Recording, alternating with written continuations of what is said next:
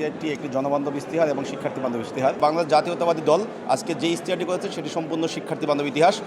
আসন্ন ত্রয়োদশ সংসদ নির্বাচন উপলক্ষে বাংলাদেশ জাতীয়তাবাদী দলের পক্ষ থেকে আজকে যে ইশতেহার ঘোষণা করা হয়েছে, আমি মনে করি ইশতেহারটি একটি জনবান্ধব ইশতেহার এবং শিক্ষার্থী বান্ধব ইশতেহার। কারণ আমরা একেবারে শুরু থেকেই দেখেছি যে সর্বশক্তিমান আল্লাহর উপরে যেই ভরসা থেকে শুরু করে একেবারে নৈতিক ও সুশাসন দিয়ে আমাদের ইশতেহারটি ঘোষণা শেষ হয়েছে।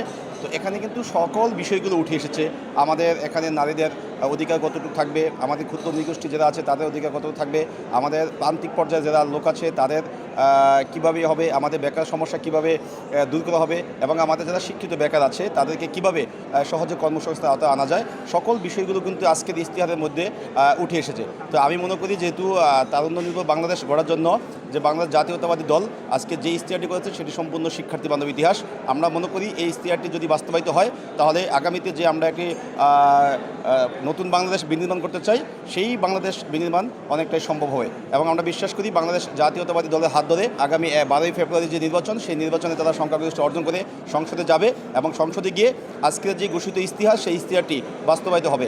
আমরা চাই বাংলাদেশ জাতীয়তাবাদী দল যে ইশতেহার ঘোষণা করেছে সেটি শুধু যে মৌখিকভাবে না, সেটি বাস্তবায়নের মাধ্যমে জনবান্ধব ইশতেহার জনবান্ধব হিসাবে সেটি রূপান্তর করে দেখিয়ে দিবে। ইশতেহারে আসলে অনেকগুলো বিষয় কিন্তু আমাদের উঠে এসেছে। সেখানে দেখেন বর্তমানে বাংলাদেশের মধ্যে আমাদের নারীদের যে ঘরের মধ্যে গৃহবন্দী করার যে একটি প্রবণতা এসেছে এবং মব ভায়োলেন্স বিভিন্ন জায়গায় হচ্ছে এবং সাইবার বুলিং কিন্তু হচ্ছে বিভিন্ন জায়গায়। আমরা দেখেছি একটি নির্দিষ্ট রাজনৈতিক দলের গোষ্ঠীরা বিভিন্ন ফেক আইডি ফেক পেজ থেকে যে বিভিন্ন নারীদেরকে সাইবার বুলিং করা হচ্ছে।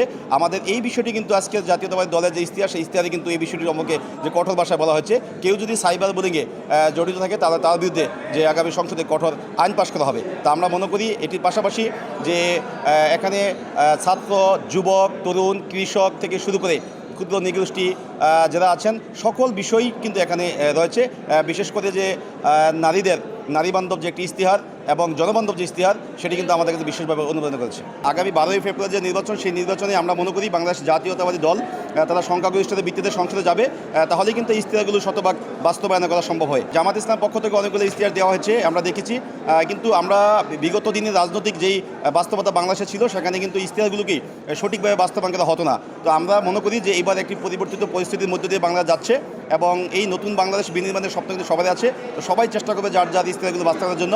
বিশেষ করে বাংলাদেশ জাতীয়তাবাদী দল তারা সবসময় যে জনবান্ধব ইশতেহার নিয়ে কাজ করেছে, এবারও দিয়েছে। তো আমরা বিশ্বাস করি যে এইবার সংসদে সংখ্যাগরিষ্ঠতার ভিত্তিতে এই ইশতেহারগুলো বাস্তবায়ন করা হবে।